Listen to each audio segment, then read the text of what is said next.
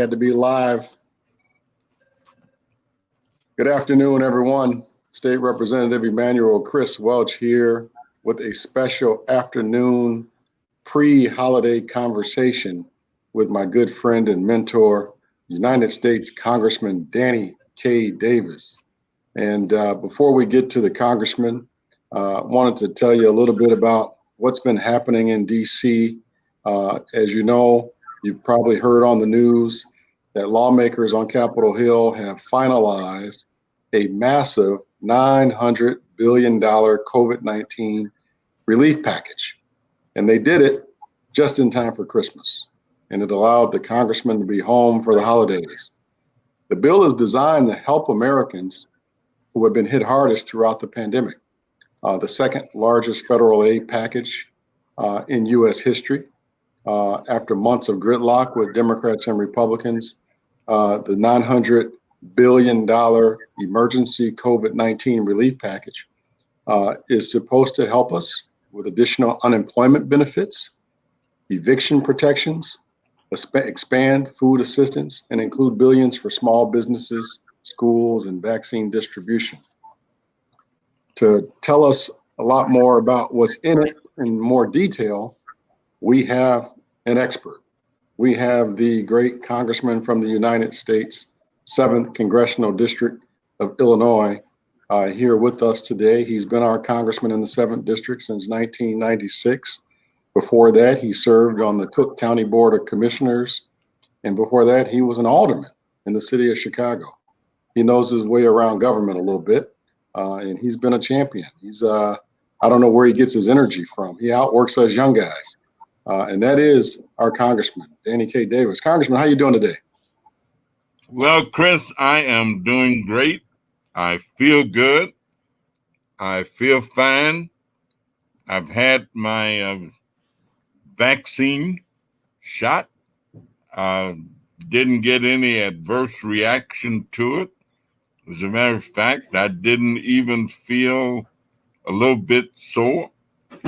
But I'm excited in spite of all the difficulty that we've had during this past year.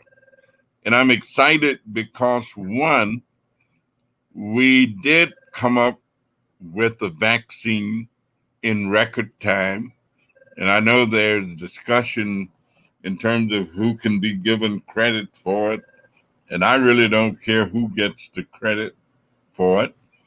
But the fact that we have it, and hopefully it's going to help us through this period of the worst health crisis any of us who are currently alive have ever experienced. There's a lady in Maywood, though, that I know, Miss Susie Lewis, who's 109. Wow. And I spoke with her, maybe a month ago for about 15 minutes, and she was in great shape. I went to her 108th birthday party she had at the Maywood Park District last year. She was 108, and she was up, moving around, dancing, getting food, doing all kind of things. And so there are people.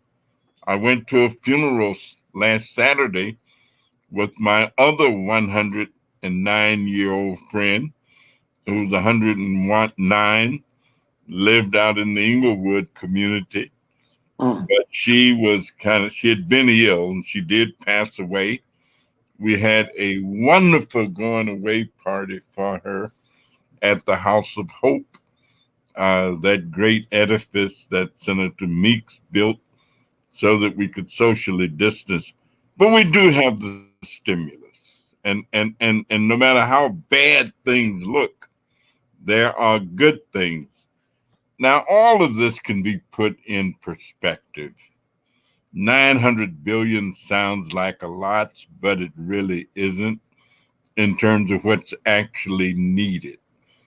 And we got to remember that we're talking about the whole country, more than 300 million people. We passed several months ago, maybe 8 months ago, a stimulus package called the HEROES Act in the House. Right. That was $3.4 trillion.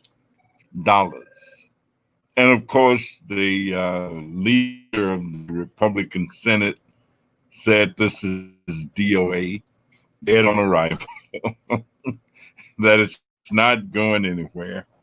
And quite frankly, it did not go anywhere. And so we did nothing. We did a little bit. Eventually, we started negotiating, but we knew that no matter how bad Scrooge was, and you know, Scrooge is that guy that didn't believe in Christmas, that when you got around to it, that people's hearts will lighten up a little bit, and they just had to do something. So we figured that by the end of the year, by Christmas time, we would do something. So we had this package for $900 billion that the Republicans had put on the table. We had said that's just not enough. But once again, we ultimately said we got to do something. We cannot let people experience the Christmas holidays with no possibility of a stimulus check coming, with no possibility of being able to pay down at least on their rent, or not being faced with not being able to stay without a foreclosure or without an eviction. So we started to seriously talk. Now, I'm excited about this package for a lot of reasons. One, I serve on the Ways and Means Committee, which is considered by many people to be perhaps the most influential committee in the House of Representatives. That's right. Matter of fact, it was the first committee that was established. 18 people in this country who served on that committee became presidents of the United States. And so people call it a powerful committee because it is the tax writing committee that everybody is impacted by one way or the other. That no matter what category, what class, what you earn, what you don't earn, you are impacted by the taxes that get generated in this country. So I'm very pleased to serve on that committee. I'm also very pleased to serve as the chairperson of one of the subcommittees, the subcommittee that deals with worker and family support. For example, the $600 comes through my committee. The unemployment compensation, federal unemployment comes through my subcommittee. Programs that deal with homeless children come through my committee. TANF comes through my subcommittee. Foster care comes through my committee. As a matter of fact, one of the bills that we passed actually is going to provide $500 million for foster children. That's my bill during the pandemic. So there's some good things in there. There's some things that we don't have in there. We don't have the support for state and local governments, for example, that we have always wanted in there because Illinois is one of the states that last year, when a new tax bill was passed, they iced us. They didn't treat us right. They didn't treat us good because we cannot carry on our income tax our contributions to state and local government, which means that we had to pay a little bit more. And we're already what is called a donor state. What that really means is that, it hurt us in the Welch household, that's for sure. yeah, we give more than we get. That's right. Is, we send more money to the federal government than we get back from the federal government. Now, there are a lot of reasons for that. I mean, there's certain kind of installations. We don't have a Cape Canaveral. We don't have all the big army and military bases and Navy bases and things that some states have. So there are reasons for it. We do all right. I mean, we are an important state. Hey, Congressman, let me ask you a couple of questions. You've said a lot, especially with you chairing that subcommittee. We've heard a lot of debate the last 24 hours about the $600 stimulus check. Democrats wanted the check to be $2,000 originally.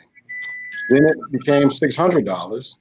And then President Trump came out last night on Twitter saying he's demanding it be $2,000. Tell us, how did you and the committee decide that it was $600? Well, we did $600 early on, when we did the pandemic relief, and this is not the beginning of relief. We did $600, and we figured that $600 a week. Now, there were people opposed to the $600 from the beginning, but we figured that that would be enough to carry people and help people who were unemployed. Now, there are some people who do not earn $600 a week. There are a lot of people in our country who do not earn $600 a week. And some people were suggesting that this would cause them not to go to work or not to want to work. Untrue. You're talking about the unemployment benefit right now. Yeah. So you guys cut that from $600 a week to $300 a week. Now, there you go. And so that's down. But $600 a week, you can $600 is a help. Every bit is a help. But absolutely, if you're getting 600, that was kind of economist. Let me just say this about government money. You're not really giving money away. What you're really doing is you're helping to bolster and keep the economy moving, because money is like blood to the body.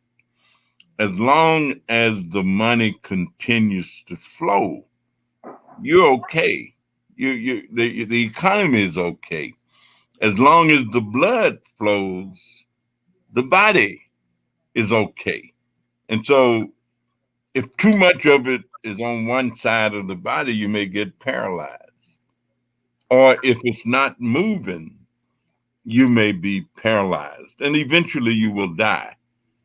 If money is not circulating in the economy will become stagnated, and it might ultimately die. So this money is helping to stimulate the economy. You keep it moving from one place to the other, from one person, and some of it will flow right back into the treasury. Well, many people think, Congressman, that the $600 stimulus check and the $300 a week unemployment check is not enough blood for the body, and they want more. And Congresswoman Rashida Tlaib and AOC filed that amendment to call the president's bluff and try to raise the $600 to $2,000. Do you think that'll pass? Well, you can't tell about what the president says. I'm saying until the president does. He tweeted But he'll say things like, well, that's not enough. And yeah, it's not enough, but he'll also say you're not supposed to use your personal businesses to make money from the government. But he'll hold conferences and stuff at, at his hotel. We know he blew that a long time ago. Yeah, and so what I'm saying is I personally and many Democrats, but we also know, as you know, that not all Democrats don't necessarily think exactly the same way. There are some Democrats who think this is too much. I'm in favor of it because I already know. I just left a big food giveaway this morning where truckloads of food was going to be given to people who were driving up. We were in the 1800 block on Leclerc, and people were just coming in there like Johnny going north.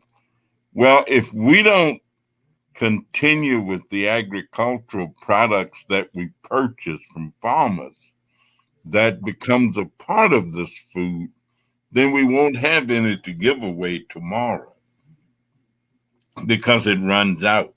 So it's a compromise, if we will. I hope that the president is being truthful when he says this is what he wants to do. We will go back into Washington. We will pass it without even a vote. We'll say unanimous. Democrats are ready to do that, but we just don't know how honest the president is being yet. Hopefully, he wants to do it, and I'd be the very first person to say yay if we get a chance. That is after Nancy Pelosi, because Nancy has already said she'll say yay and do it even without a roll call. So we're for it. Whether it's going to happen or not, I hope it will, but I'm just not certain at the moment. But we also know that we've got a great big election going on right now that's going to help determine to a real degree how the federal government will operate for the next 4 years. I mean, and that's the election in Georgia.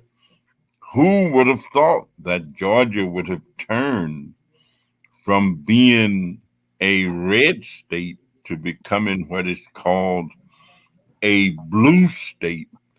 And of course, on January 5th, we'll see just how blue it has become. And these things do matter. I mean, I used to think that public decisions were made on the basis of what was right and what was wrong, what was good and what was bad. And I thought that was it until I really got involved in this business and discovered that public policy decisions are really made on the basis of what is acceptable to whoever it is that have the power and the will to decide. And that's just the way it is. And that's why it is so important for all of us to be as consciously involved. Hey, Congressman, we got a question from a viewer. I want to put it on screen and see if you can answer that question for us. Let's see here. From Ann Bowie, she asked, does this bill extend unemployment for people who lost their jobs when COVID hit last spring? That's an issue impacting a couple of family members of mine. And I can tell you, I get those calls in the office as well. Any thoughts on that? Yes, we will extend it for a period of time. Of course, what we are hoping we say this is a down payment on what is needed. And we know that there's going to be a new president who will take office on January 20th. It also will be a new government.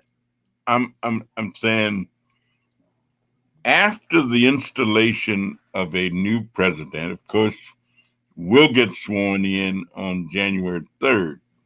Mm-hmm. Whatever already existed, we are going to improve. We and the reason the federal government can do this in terms of moving money in situations is that the federal government is not required to balance its budget like state and local government. You can operate on credit, or you can invest and see what the returns are going to be. So we are going to revisit everything So after the new basically, you're looking at this as this is a bridge to get us from one administration to the next administration. absolutely a bridge over troubled water, and if we can hold on and be prudent until we get a new start, then we've got a chance to revisit and correct what needs to be corrected, be creative in terms of what need to be creative. It's going to be tough, though. I mean, either way you cut it, you can't have a pandemic like what we've had and not feel the after impact of it. I mean, it's been tough. It's been terrible. Congressman, That's why. it's been terrible. What do you think, though, when the new president comes into office January 20?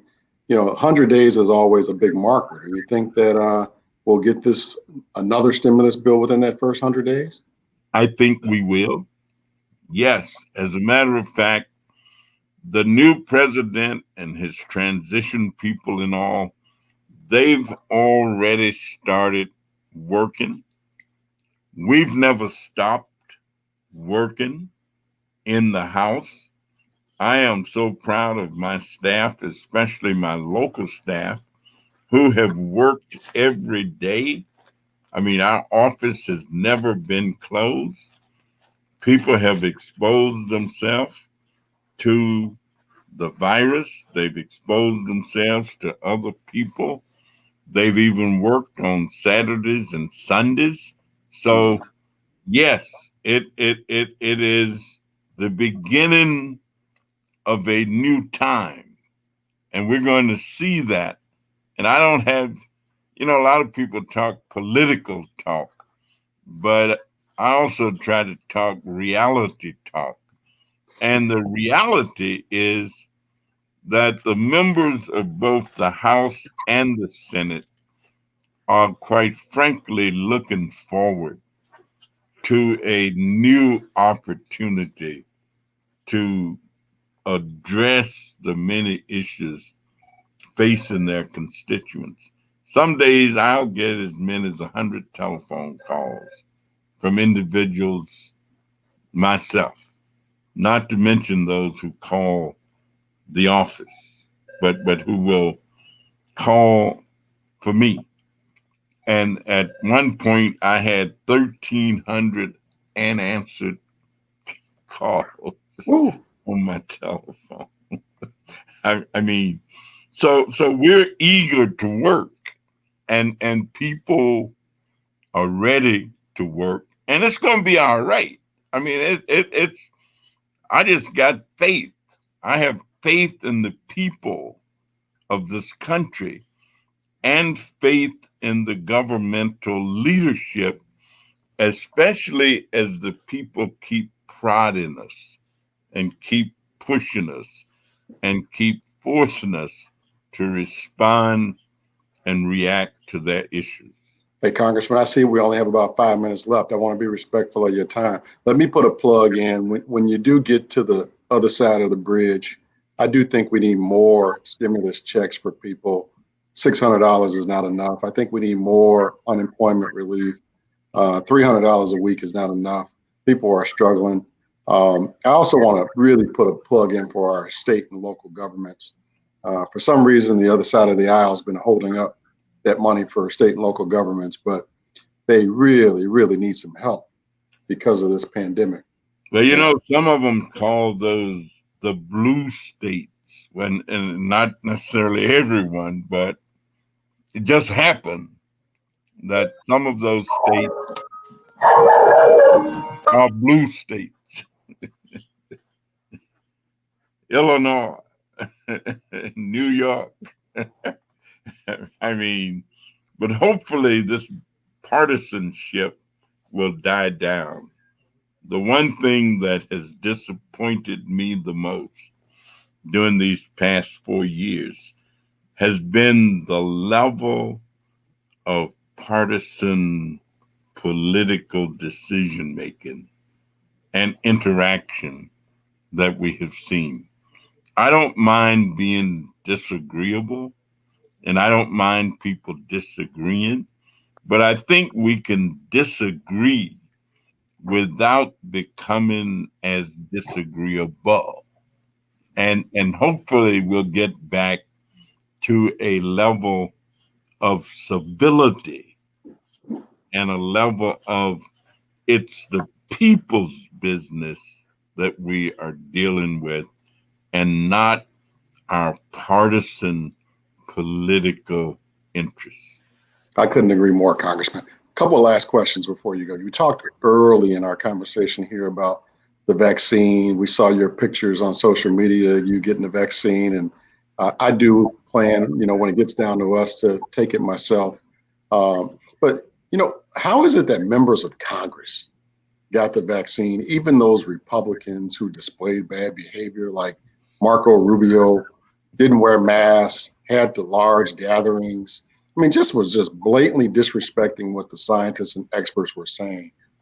How is that fair to those who have not gotten the vaccine?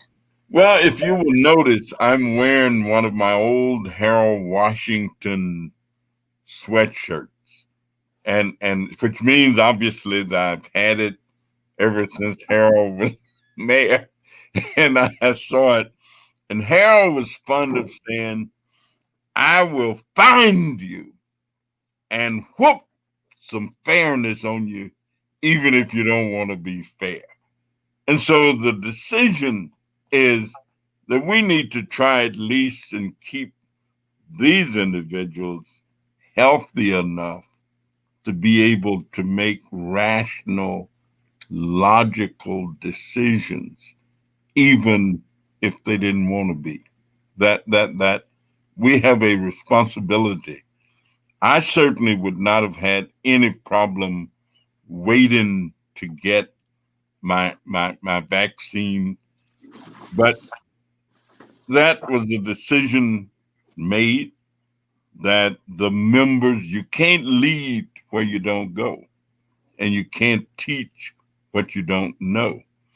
I hope that we'll have enough for everybody as quickly as we can get it to them, as quickly as we can have it produced, and that everybody who get the opportunity will avail themselves to it as quickly as they can. Congressman, we're heading into the holiday. You're going to take some time off. If you actually take time off, you kind of work pretty hard. I see you everywhere. What's your plan for the holiday season, and any final comments? Well, I'm going to be working. As a matter of fact, we have a press conference Sunday with the Black elected officials of Cook County, urging people to make use of the vaccine. I hope that I will see you on the Zoom. But I also want to commend you for the tremendous leadership, Chris, that you have provided.